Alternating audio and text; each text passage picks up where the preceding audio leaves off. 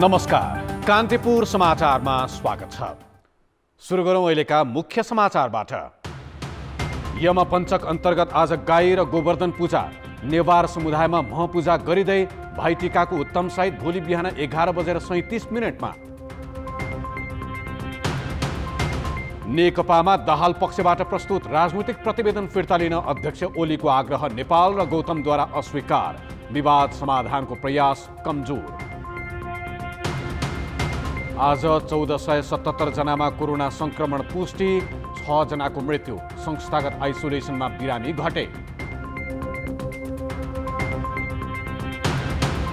विदेश जाने यात्रु नबढ्दा अन्तर्राष्ट्रिय उडान 25% पनि नाग्न सकेन। तिहारका कारण आन्तरिक उडानमा भने यात्रुको चाप। र राष्ट्रिय क्रिकेट टिमको प्रशिक्षकमा तीव्र प्रतिस्पर्धा। अन्तर्वार्तामा 12 जना सहभागी 1 महिनाभित्र जिम्मेवारी सम्हाल्ने गरी नियुक्त गर्ने तयारी।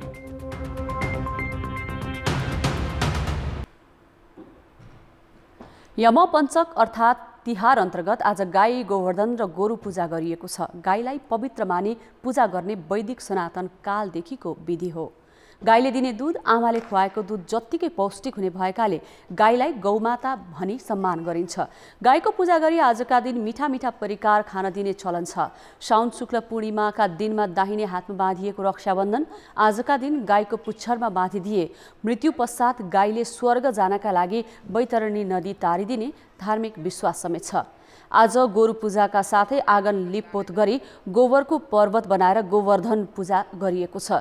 द्वापर युगमा भगवान श्रीकृष्णले हत्केलाले गोवर्धन पर्वत उचाली गोकुलवासीलाई मुसलधारे वर्षाबाट बचाएको मान्यतासहित गोवर्धन पूजाको चलन सुरु भएको हो। नेवार समुदायमा आज म पूजा मनाइँदैछ। नेपाल सम्वत सुरु भएको अवसर र वर्षको पहिलो दिन सम्पूर्ण चराचर जगतलाई पूजा गरी स्वयंको पूजा अर्थात् म पूजा गर्दा वर्षभरि रोग व्याध नलाग्ने र दीर्घायु प्राप्त हुने मान्यता छ। तिथिमा घरबरले नेवार समुदायमा कतिपयले भने आज लक्ष्मी पूजा गरी म पूजा भोलि मनाउँदैछन्। यमपञ्चक अर्थात् तिहारको अन्तिम दिन भोलि भाइटिका मनाइँदैछ। दिदीबहिनीले दाजुभाइ र दाजुभाइले दिदीबहिनीलाई सप्तरङ्गी टीका लगाइदिएर भाइटिका मनाइन्छ। भाइटिकामा यश, ऐश्वर्य र दीर्घायुको कामना गरिन्छ। नेपाल पञ्चाङ्ग निर्णायक समितिले भाइटिकाका लागि बिहान 11:37 उत्तम साइत निकालेको छ। आफ्नो समय अनुकूल हेरी दिनभरि नै टीका लगाउन सकिने समितिले जनाएको छ।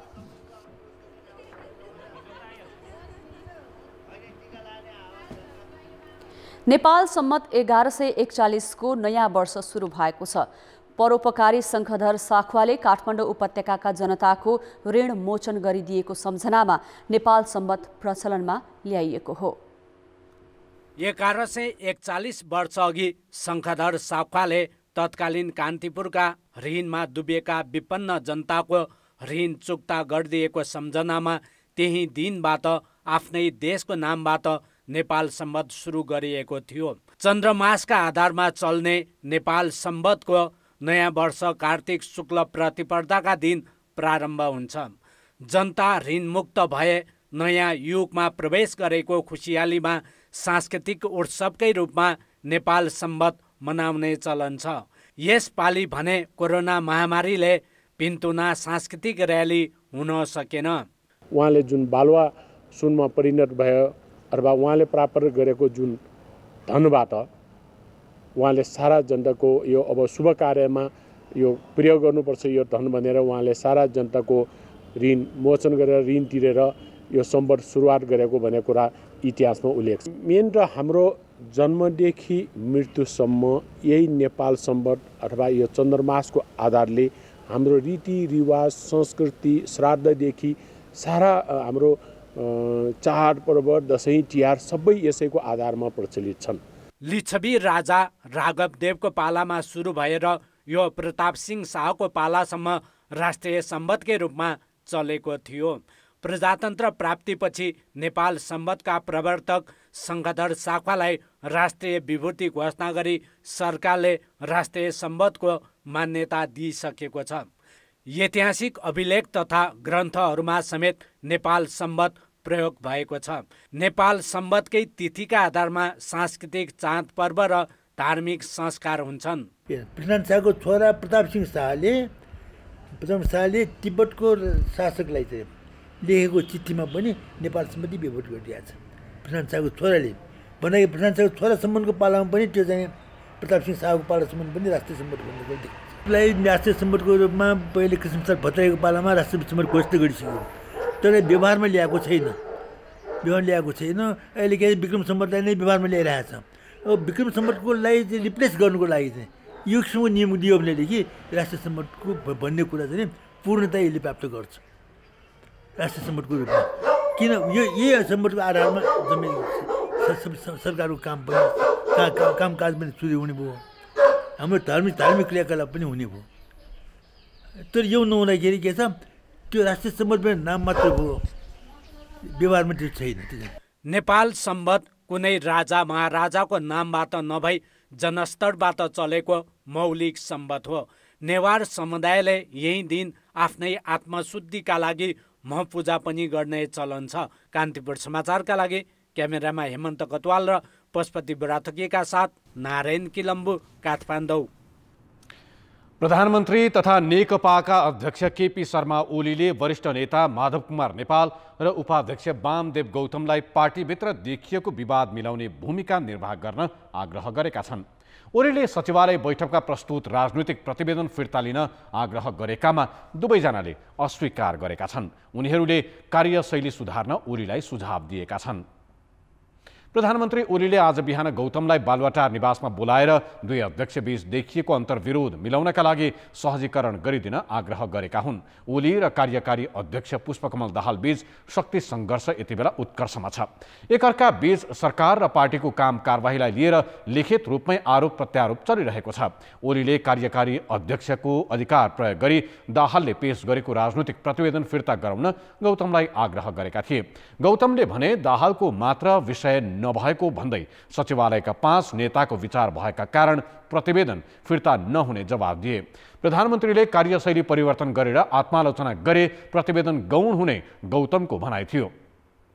ओलीले रोजेर मन्त्रालयको जिम्मेवारी लिन गौतमलाई आग्रह गरेका थिए। गौतमले भने मन्त्री हुन तयार भए पनि बैठकबाट त्यसको निर्णय गराउन सुझाएका थिए। ओली गौतमलाई आफूतिर तानेर बलियो हुने दाउमा छन्।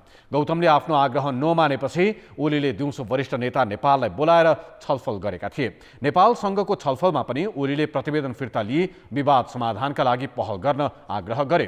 तर नेपालले ओलीको कार्यशैलीकै कारण पार्टीमा सङ्कटको अवस्था आएकाले प्रतिवेदन फिर्ता नलिने स्पष्ट पारे। उनले कार्यशैली नसच्याए प्रतिवेदन स्थायी समिति बैठकमा लाने स्थिति आउन सक्ने बताएको उनी निकट स्रोतले जानकारी दिएको छ। सत्तारूढ नेकपाको अन्तर्कलह 1 वर्षदेखि कहिले सतहमै त कहिले गुटगत घेरामा मडारिँदै आएको छ। पार्टी नेतृत्वको अकर्मण्यताकै कारण पार्टीका काम रोकिएका छन् भने सरकारले समेत प्रभावकारी नतिजा दिन सकेको छैन। अझ अहिले त शीर्ष नेताहरूकै भूमिका विवाद न्यूनीकरण गर्ने भन्दा थप बल्झाउनेतिर केन्द्रित छ। अवसर पाएर पनि सदुपयोग गर्न नसकेको नेकपा नेतृत्वप्रति पार्टीभित्र र जनस्तरसम्मै असन्तुष्टिको चाङ लाग्दै गएको छ। सत्तारूढ दल नेकपाका अध्यक्ष दुवै प्रधानमन्त्री केपी शर्मा ओली र पुष्पकमल दाहाल बीच अन्तरसङ्घर्ष यो साता उत्कर्षमा पुगेको छ। एकले अर्कोलाई आरोप प्रत्यारोप लगाएर पठाएका पत्र र दाहालले सचिवालय बैठकमा पेश गरेको प्रतिवेदनले अहिले नेकपाभित्र ध्रुवीकरण मात्र बढाएको छैन, पार्टी फुटके अवस्थामा पुगेको टिप्पणी भइरहेका छन्। ओली र दाहालको छिनाझम्टी न पार्टी एकता मजबुत बनाउन केन्द्रित छ न त सरकारको प्रभावकारिता बढाउन नै।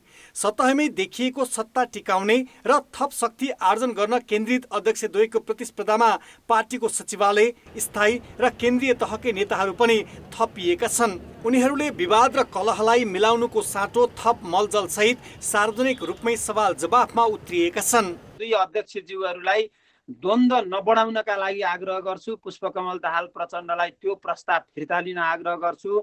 अर्का अध्यक्ष तथा प्रधानमन्त्री सम्माननीय प्रधानमन्त्री केपी शर्मा ओलीलाई सबैलाई समेटेर लिएर अघि बढ्नका लागि आग्रह गर्छु। र मूलतः देशभरिका लाखौं लाख नेता कार्यकर्ताहरूले यो बेला पार्टी विभाजनलाई दरार उत्पन्न गर्ने गरी होइन, पार्टी एकताको भावनालाई मजबुत हुने गरी आफ्ना अभिव्यक्तिहरू सार्वजनिक गर्नुपर्छ, सामाजिक सञ्जाल त्यही हिसाबले प्रयोग गर्नुपर्छ। जथाभावी एकअर्कालाई आक्षेप लगाउने कुराले यो पार्टी एकताको भावनाको विपरीत हुन्छ र यसले नेपाली जनताको आशा र भरोसामाथि असाध्यै ठुलो घात गर्छ। सचिवालय बैठकमा दाहालले प्रस्तुत गरेको राजनीतिक दस्तावेजकै वरिपरि अहिले नेकपाको राजनीति घुमिरहेको छ। अझ विवाद उत्कर्षमा पुग्दै गर्दा पार्टीको बैठक नै नबस्ने गरी बरु एकले अर्को पक्षलाई कमजोर बनाउने र आरोप प्रत्यारोपको श्रृङ्खला नै चलेको देखिन्छ। नेतृत्वबाटै भइरहेको यी गतिविधिप्रति नेकपाको युवा पुस्ता असन्तुष्ट छन्। एकजना अध्यक्षले एउटा प्रस्ताव अगाडि सार्नुपर्ने बाध्यता आयो। यसलाई पनि के गर्नुपर्छ भने अब बसेर नै छलफल गर्ने हो। दुईटा नेतृत्वले, अध्यक्ष दुईटा हुनुहुन्छ, उहाँहरूले चाहिने कसैलाई पनि निषेध गर्ने सोच राख्न हुँदैन र कसैलाई पनि अवमूल्यन गर्ने काम गर्नु हुँदैन र मुख्यतः अहिले पार्टी अध्यक्ष र प्रधानमन्त्री सम्माननीय प्रधानमन्त्री केपी शर्मा ओली उहाँ हुनुहुन्छ, उहाँको जिम्मेवारी छ। त्यो भएको कारणले गर्दाखेरि उहाँले नै अहिले यो पार्टीलाई कसरी एकताबद्ध बनाएर लिएर जाने र अस्तिको जुन प्रस्ताव पेश भएको छ त्यो प्रस्तावमा उहाँहरूले पनि आफ्नो स्पष्टीकरण उहाँहरूले पनि बैठकमा आएर दिने र छलफल गर्ने र माझिएर अगाडि जानु पर्दछ र छलफल र समझदारीबाट नै समस्याको समाधान हुन्छ भन्ने मलाई लाग्दछ। लामो अस्थिरता चिरेर बलियो जनमत पाएको नेकपा नेतृत्वले मुलुकलाई गति दिने भन्दा पार्टीकै आन्तरिक किचलोमा धेरै समय खेर फालेको छ। आफूले पाएको मौकाको सदुपयोग नगर्दा सधैँ यस्तो जनमत प्राप्त हुन सक्दैन भन्नेतर्फ नेकपा नेतृत्वले किन नसोचेको होला। कान्तिपुर समाचारका लागि दशरथ राई र नवराज पाण्डे, काठमाडौँ। सत्तारूढ नेकपाभित्र अध्यक्षद्वय केपी शर्मा ओली र पुष्पकमल दाहालका सवाल जवाफका पत्रपछि अरू नेता पनि पक्ष विपक्षमा उभिएर आरोप प्रत्यारोपमा उत्रिएका छन्। यसले के सङ्केत गर्छ? के नेकपा फुट उन्मुख भएको हो भनेर हामीले राजनैतिक विश्लेषक श्याम श्रेष्ठसँग सोधेका छौँ। फुटको नजिक त पुर्याउँछ नि, यसले पुर्याएकै छ, तर यसले त्यो पार्टीभित्रको द्वन्द्व कति धेरै चर्को छ भन्ने कुरा पनि उदाङ्गो ढङ्गले देखाएको छ।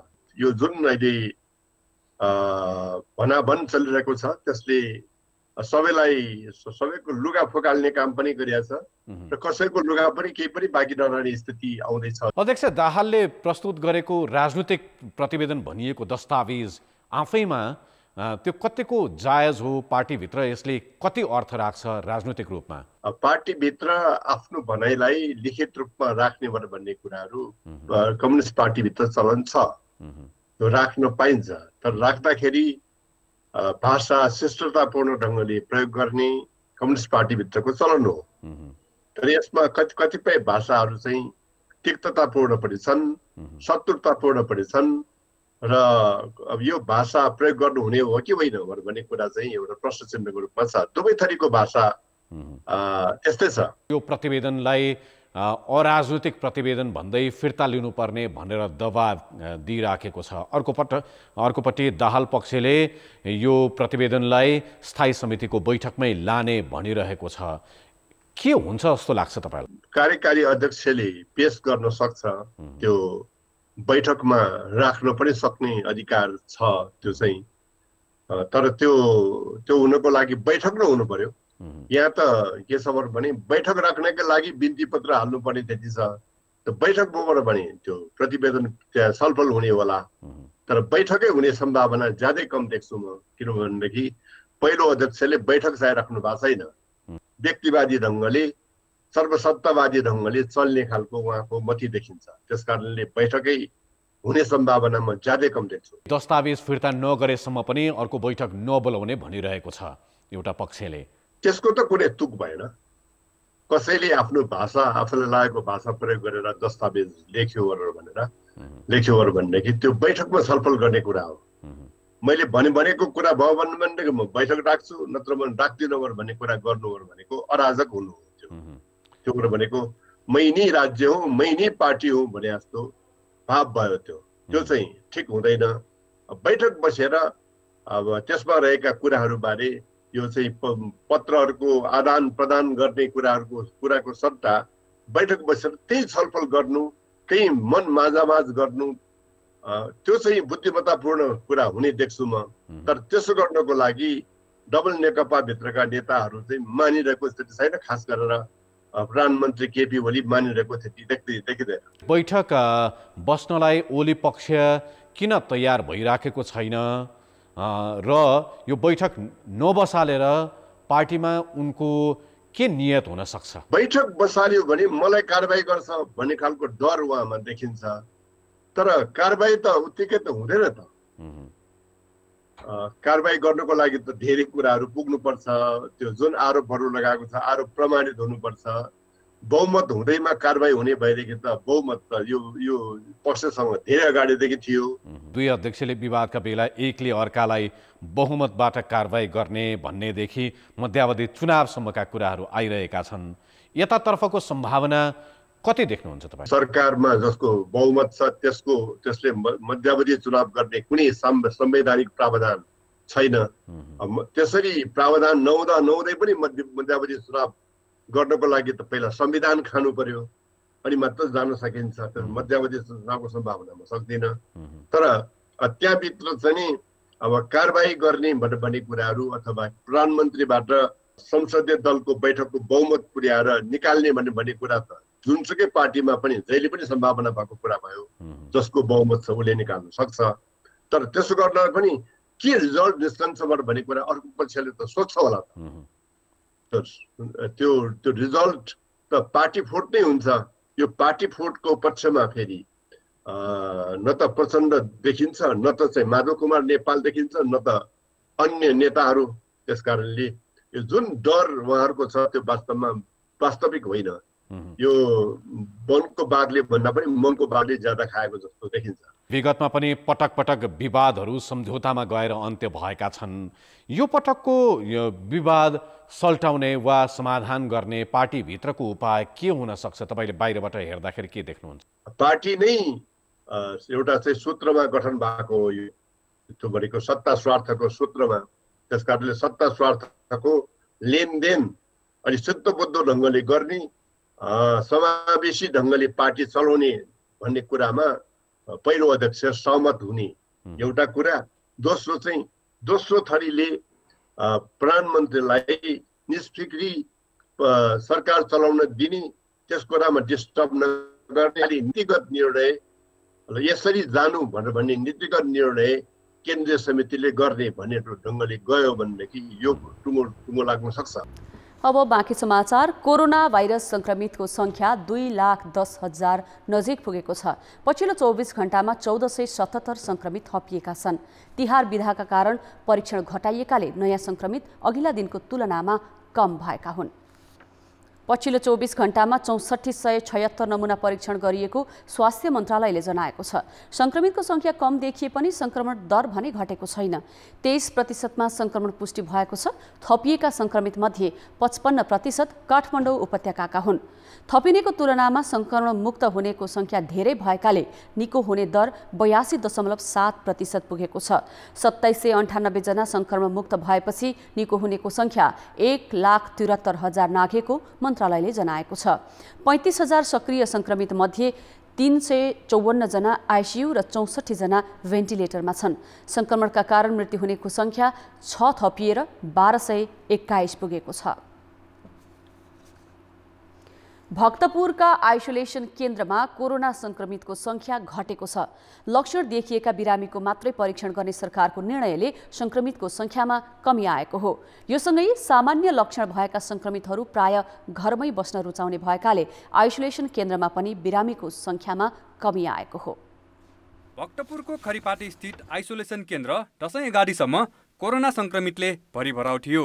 200 शय्या क्षमताको आइसोलेसन केन्द्रमा 168 जनासम्म एकैपटक बसे। अहिले भने यहाँ 2 जना संक्रमित मात्रै छन्। अब यसमा चाहिँ दुईटा कारण हुन्छ। एउटा त अब त्यो प्राइसको कुरा आयो बिचमा, त्यो कारणले पनि भएको कमी भएको पनि हुन सक्छ भने, अर्को चाहिँ अहिले धेरै जसो संक्रमितहरू कोरोनालाई अलिकति बुझेर पनि होला र सिम्टम नभएको बिरामीहरू घरमै बस्न चाहिँ रुचाएको अवस्था छ र घरमा भइसकेपछि अलिकति खानामा पानीमा सुपहरू खान, आफूलाई चाहे अनुसारको चाहिँ खानेकुराहरू खान सक्ने भएको हिसाबले पनि उहाँहरू चाहिँ घर नै रोजाइरहे। मध्यपुर थिमी नगरपालिकाले सञ्चालन गरेको 68 शैय्याको आइसोलेसन केन्द्रमा पनि अहिले 5 जना र भक्तपुर नगरपालिकाको 75 शैय्याको आइसोलेसनमा 8 जना मात्रै उपचाररत छन्। यो दशैं र तिहारको जुन चाडको समय छ, जुन यो चाडबाडको समयले गर्दाखेरि पनि अलिकति आउनेहरू चाहिँ बरु घरैमा व्यवस्थित रूपमा हामी बस्छौँ भनेर बसेको अवस्थाले गर्दा पनि अलिक कम भएको हो कि भन्ने। कार्तिक 2 गते सरकारले कोरोना संक्रमितको उपचारमा शुल्क लिने निर्णय गरेदेखि नै आइसोलेसनमा बिरामीको संख्या कमी हुँदै गएको थियो। अहिले फेरि निशुल्क गर्ने निर्णय भए पनि होम आइसोलेसनमा बस्ने नै धेरै छन्। भक्तपुरमा 1281 जना होम आइसोलेसनमा रहेको स्वास्थ्य कार्यालयले जनाएको छ। सिम्टम भएका व्यक्तिहरूलाई मात्रै जाँच्ने भन्ने कुरो देखिया छ, त्यसले गर्दाखेरि घटेको भएको हो हैन।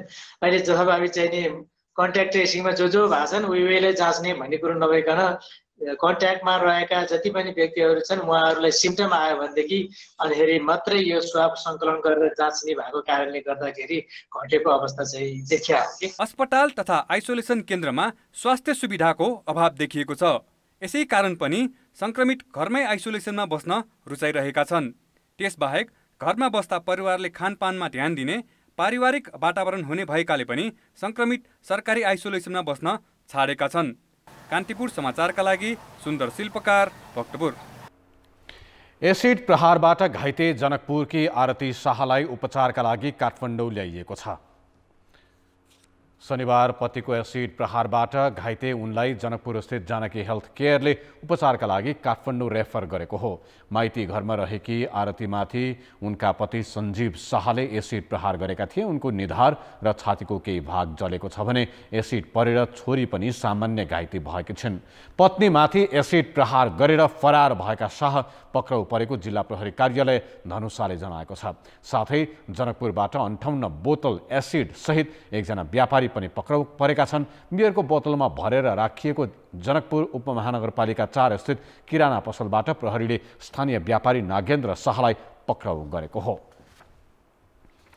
पेशेवर जुवा खेल्ने नेपालीहरूका लागि जुवाघर अर्थात् क्यासिनो प्रवेशमा निषेध छ। तर कयौं निजी घरहरू अवैध जुवाघर जस्तै हुने गर्छन्। अझ तिहारमा त मनोरञ्जनका लागि भन्दै पनि जुवा खेल्ने चलन छ। एकातिर कानुनले जुवा निषेध गरेको छ भने अर्कोतिर तिहारकै समयमा काठमाडौँ उपत्यकामा मात्रै हरेक वर्ष झन्डै 25 करोड भन्दा बढीको जुवा खेल्ने गरेको देखिन्छ।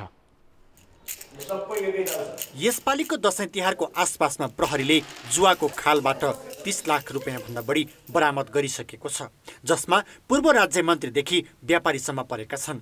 अब केही दिनमा थुप्रै जुवारी पक्राउ पर्ने र मोटो रकम बरामद हुन सक्ने प्रहरीको आकलन छ। अवैध रूपमा निजी घरहरू जुवाघरमा परिणत हुने क्रम वर्षौंदेखि चलिरहेको छ। गत वर्ष तिहारको मुखैमा प्रहरीले एउटै जुवा खालबाट 3 करोड रुपियाँ नगद बरामद गरेको थियो।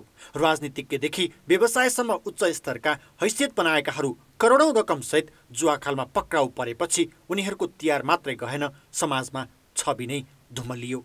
त्यही जुवा खालमा समातिएका बले भनिने बलराम सापकोटाको धन नै गैर कानुनी आर्जन भएको भन्दै सम्पत्ति शुद्धिकरण विभागले मुद्दा दायर गरिसकेको छ। अन्य 5 जनाको सम्पत्ति पनि अनुसन्धानकै घेरामा परेको छ। गत वर्षको तिहारमा काठमाडौँ भित्र मात्रै जुवा खालबाट 5 करोड बरामद गरेको प्रहरीको विवरण छ। यो त बरामद गरेको मात्रै अङ्क हो। अनलाइन तथा घरमा खेलाइने जुवाका लागि मात्रै तिहारको समयमा कम्तीमा 30 करोडको कारोबार हुने प्रहरीको अनुमान छ। पनि जुन ठाउँमा भए पनि जति जहाँ टाढा पुग्नुपर्छ अथवा कहीँ गएर लुकेर खेल्नुपर्छ त्यो खेल्नै पर्छ भन्ने भावना छ र उनीहरू खेल्छन्। एउटा कुरा पेशेवरहरू। अब दोस्रो कुरा चाहिँ के छ भने सधैँ नखेल्ने तर चाडबाडमा खेल्ने एउटा समूह पनि हुन्छ। त्यो पेशेवर चाहिँ होइन, तर चाडबाडको हिसाबले हेऱ्यो भने हरेक वर्ष उनीहरू केही रकम छुट्याएर खेल्नेहरू पनि देखिएको छ पक्राउको हिसाबले हेर्दाखेरि। र हामीले जति जुवाको खेल भइराखेको हुन्छ जहाँ जहाँ सूचना पाउँछ त्यो ठाउँमा चाहिँ पुलिसले रेड गर्छ नै, गरिराखेको छ, छोड्दैन पुलिसले। तर यसको सूचना आउनु पनि निकै कठिन छ, किनभने यो पनि बन्द कोठामा हुन्छ अथवा एकदमै प्रहरीलाई छलेर हुन्छ, सूचनै कम आउँछ। सूचना आए पनि फेरि प्रहरीले सूचना प्राप्त गर्नुसाथ त्यहाँबाट चाहिँ खेलाडीहरू चाहिँ भागिसकेको अवस्था हुन्छ।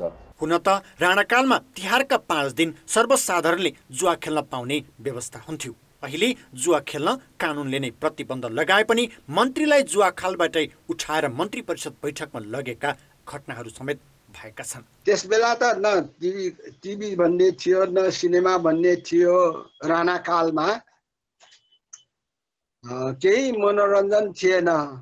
अनि यो तिहारको बेलामा पञ्चरात भनेर 5 दिन यो जुवा फुक्छन्। त्यो खालबाट उठाएर त्यो क्याबिनेट मिटिङमा लगेका छन्। त्यो प्रजातन्त्र पछि आजभोलि त्यसरी खेल्नेहरू चाहिँ भलाद्मी हुन्छन्। त्यसो भएको त्यो खास त्यो यो जुवा खेल्ने भने चाहे राणा पालामा होस् चाहे अहिले होस्, यो राम्रो लट चाहिँ हुँदै होइन। कानुनले बन्देज लगाए पनि चाडबाडमा साथीभाइ तथा परिवारका बीच मनोरञ्जनका लागि मात्रै तास खेल्ने चलन सहरदेखि गाउँसम्मै छ। तर जब त्यो पैसा वा नसा जस्तै बनाइन्छ र मोटो रकमको हार्जित हुन्छ भने त्यसले अपराध र भ्रष्टाचार मौलाउनुको साथै सामाजिक र पारिवारिक विखण्डन ल्याउने जोखिम हुन्छ। त्यसैले तिहारको बहानामा जुवा तासमा नडुब्नु नै बेस होला कि? कान्तिपुर समाचारका लागि क्यामेरामा रूपक कोइरालाका साथमा रमेश धमला, काठमाडौँ।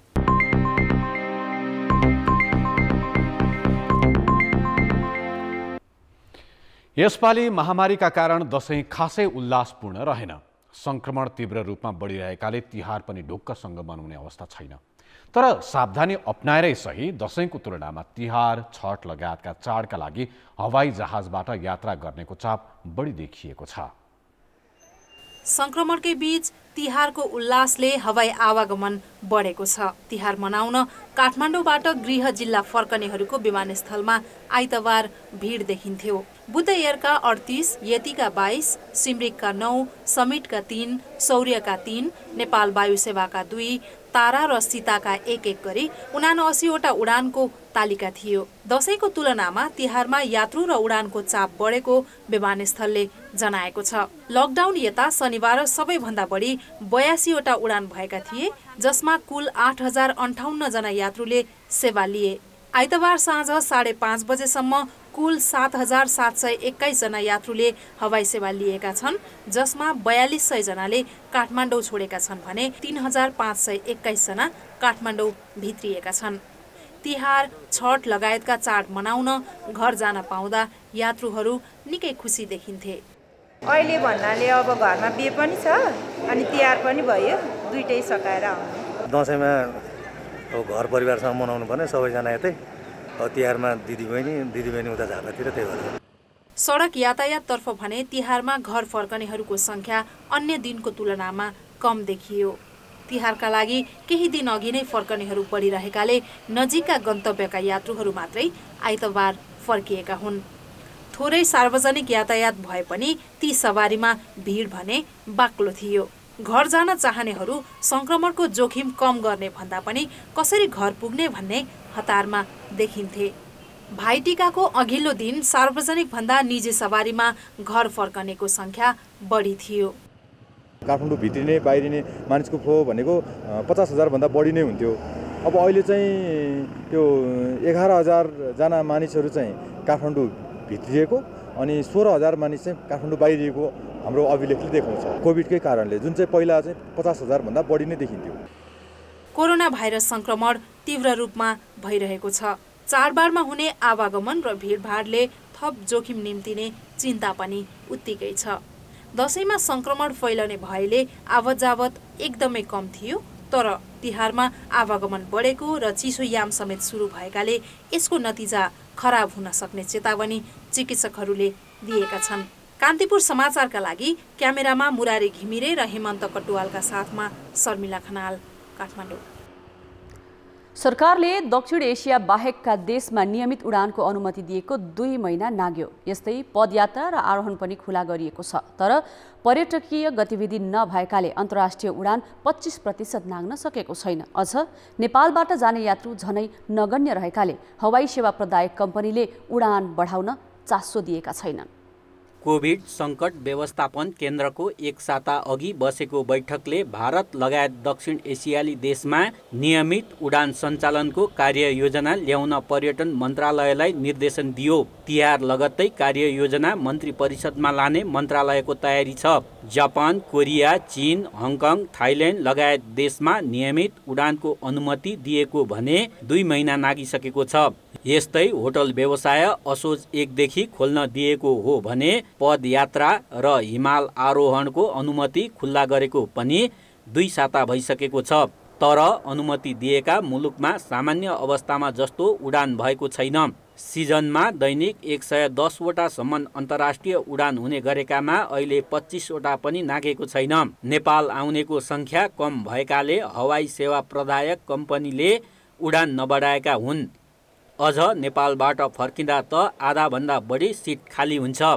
म्याक्सिमम मुभमेन्ट हुँदाखेरि 30 मुभमेन्टहरू भएको छ भनेपछि 15 वटा आउने 15 वटा जाने, नभए 20-22 मुभमेन्ट भनेको 8-10 वटा आउने 8-10 वटा जाने भएको छ।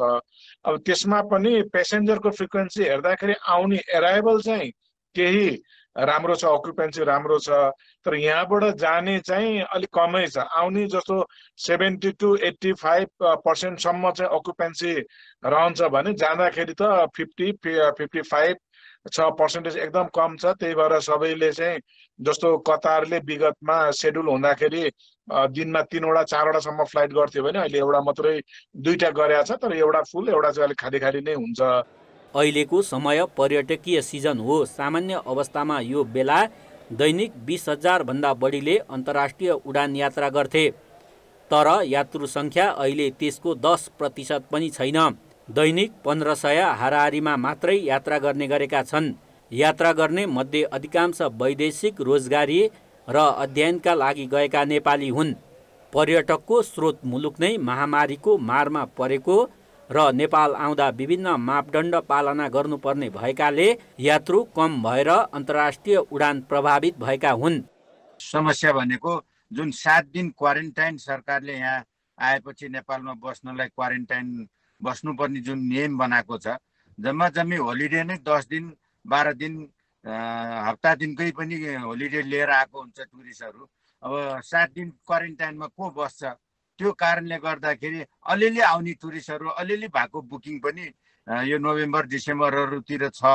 यो क्वारेन्टाइन हट्यो भने केही मात्रामा भए पनि थोरै भए पनि आउन सुरुवात हुन्थ्यो र यो सिजनको आगमनले अर्को सिजनलाई राम्रो मेसेज दिन्थ्यो, प्रचार प्रसार पनि राम्रो हुन्थ्यो, सजिलो हुन्थ्यो। तर यो क्वारेन्टाइनको प्रावधान चाहिँ राज्यले तत्काल हटाउनुपर्छ।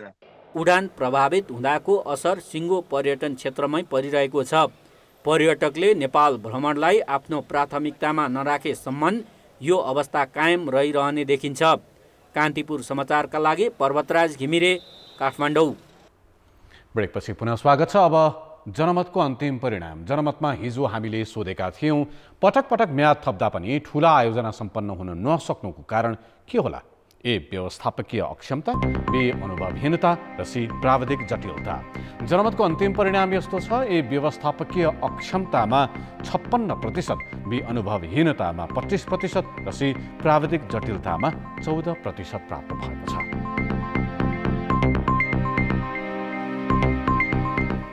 अब आजको प्रश्न। जनमत संस्थागत आइसोलेसनमा संक्रमित कम हुनुको कारण के होला?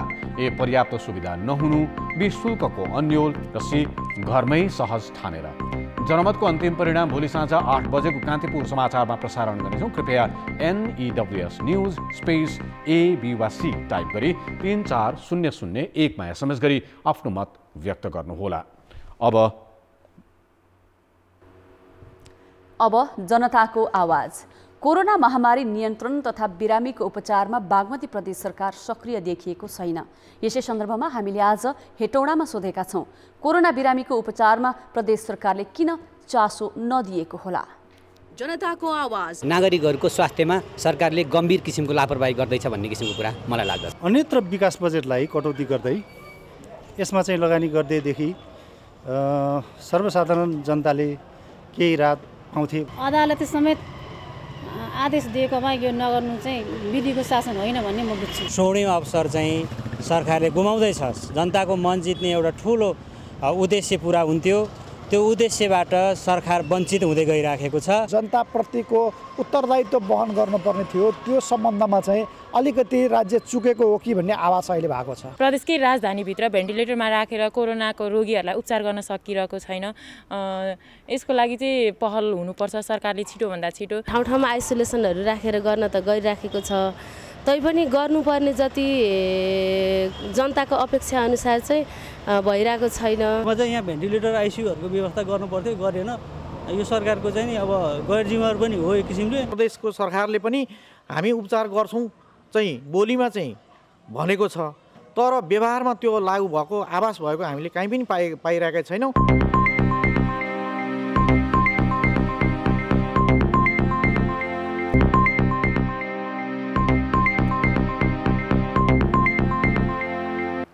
नमस्कार, कान्तिपुर खेलकुद समाचारमा स्वागत छ। नेपाल क्रिकेट संघ क्यानले 1 महिनापछि राष्ट्रिय टिम हेर्ने गरी प्रशिक्षक नियुक्त गर्ने तयारी गरेको छ। 12 प्रतिस्पर्धी मध्ये भारत, पाकिस्तान र श्रीलङ्का मध्ये एक देशबाट प्रशिक्षक नियुक्त गरिने क्यान स्रोतले जनायो। प्रशिक्षकका लागि सुरुमा 72 जनाले आवेदन दिएका थिए, त्यसबाट पहिलो चरणमा 25 र दोस्रो चरणमा 14 जना छानिएका थिए। अन्तिम चरणको अन्तर्वार्ता हिजो भएको थियो, जसमा 12 जना सहभागी भए। 12 मध्ये भारत र श्रीलङ्काका 4, पाकिस्तानका 2 तथा अस्ट्रेलिया र जिम्बाब्वेका 1 जना हुन्। तलबमा कुरा मिल्ने बित्तिकै प्रशिक्षक नियुक्त गरिने क्यानले जनाएको छ। अब हिजो मात्रै सम्पन्न भएको हामी यहाँ इन्टरभ्यूमा बसेका साथीहरूले छलफल गरेर कम्पाइल गरेर इन्डिभिजुअली हामीले बनाएको आफ्नो उनीहरूको पर्फर्मेन्स लिस्ट त्यो चाहिँ कम्पाइल गरेर चाहिँ हामी एकपल्ट क्यानको साथीहरूलाई जानकारी गर्छौँ र त्यसपछि चाहिँ आइसिसीमा चाहिँ एप्रुभलका लागि पठाउँछौँ। अन्य कुराले कुनै बाधा अवरोध नआएमा, त्यस्तो भनौँ न बिचमा प्रब्लम नआएमा डिसेम्बर कोचले जोइन गरिसक्नुहुन्छ। क्यानले प्रशिक्षकलाई अधिकतम 10,000 अमेरिकी डलरसम्म तलब दिने बताएको छ। प्रशिक्षकको दौडमा कडा प्रतिस्पर्धा देखिएको छ। यसअघि 6 वर्ष नेपाली टिमको नेतृत्व सम्हालेका पुबुदु दशानायके पनि प्रतिस्पर्धामा छन्। दशानायके भारतका 2 तथा पाकिस्तानका 1 जना मध्येबाट प्रशिक्षक छान्ने क्यानको तयारी छ। प्रतिस्पर्धामा भने अस्ट्रेलियाका डेभ वाटमोर पनि छन्। गत फागुनमा नेपालमा भएको त्रिकोणात्मक सिरिजपछि उमेश पटवालले राजीनामा दिएकाले राष्ट्रिय टिम प्रशिक्षक विहीन छ।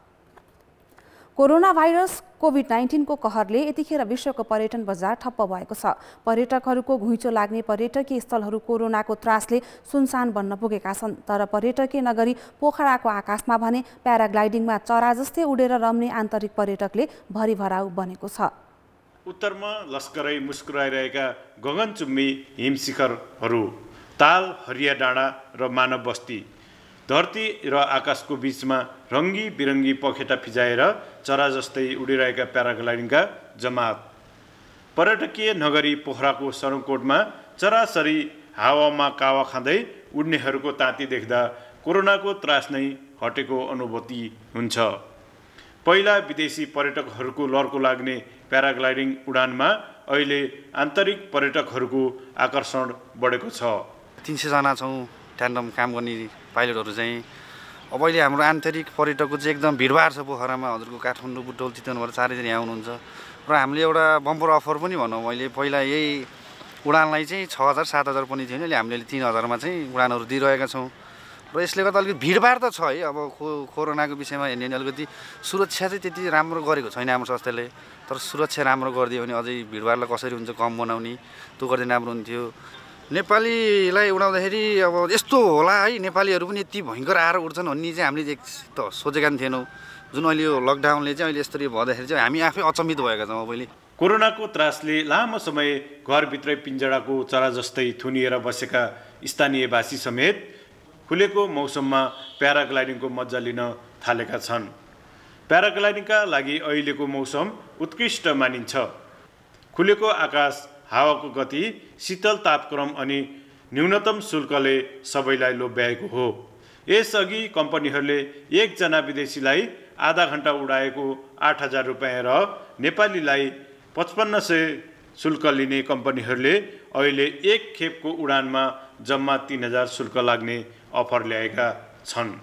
पहिला चाहिँ विदेशीहरू मात्रै उड्छन् कि भन्ने लाग्थ्यो होइन, त्यतिखेर चाहिँ अब हामी नि उडिँदो रहेछ, नेपालीहरू पनि धेरै उडे, ट्रेनमा आयो नि त यतिखेर, त्यही भएर अनि एकचोटि अब डिस्काउन्ट पनि भएको अनि कस्तो हुँदो रहेछ अनुभव पनि लिउँ भनेर अहिले उड्न आएको छ। सबैजनाले प्याराग्लाइडिङ भनेर सबैले भन्नुभयो अनि हामीलाई पनि त्यो एक्साइटेड लागेर ल पहिला गरेको थिएँ नि फर्स्ट टाइम गरिदिउँ न त भनेर फेरि आउनु मन लाग्यो। अहिले दैनिक 500सम्म उडान भइरहेका छन्। घरेलु पर्यटक ओहिरो लाग्दा सङ्कटमा परेका पर्यटन व्यवसायीले थोरै भए पनि राहतको अनुभव गरेका छन्। कान्तिपुर समाचारका लागि इन्द्र पौडेल, पोखरा। खेलकुद समाचार अहिलेलाई यति नै। अब मौसम सम्बन्धी जानकारी।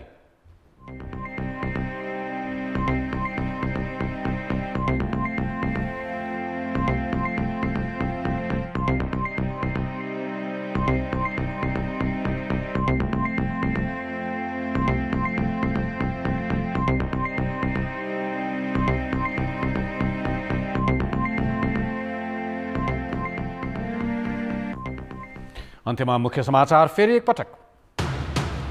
यमपञ्चक अन्तर्गत आज गाई र गोवर्धन पूजा। नेवार समुदायमा मह पूजा गरिँदै भाइटिकाको उत्तम साइत भोलि बिहान 11:37 नेकपामा दाहाल पक्षबाट प्रस्तुत राजनैतिक प्रतिवेदन फिर्ता लिन अध्यक्ष ओलीको आग्रह नेपाल र गौतमद्वारा अस्वीकार। विवाद समाधानको प्रयास कमजोर।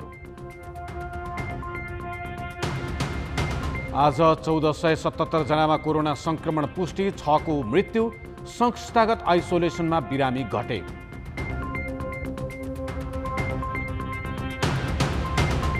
विदेश जाने यात्रु नबढ्दा अन्तर्राष्ट्रिय उडान 25% पनि नाग्न सकेन। तिहारका कारण आन्तरिक उडानमा भने यात्रुको चाप। र राष्ट्रिय क्रिकेट टिमको प्रशिक्षकमा तीव्र प्रतिस्पर्धा। अन्तर्वार्तामा 12 जना सहभागी 1 महिनाभित्र जिम्मेवारी सम्हाल्ने गरी नियुक्त गर्ने तयारी। कान्तिपुर समाचार सकियो। नमस्ते।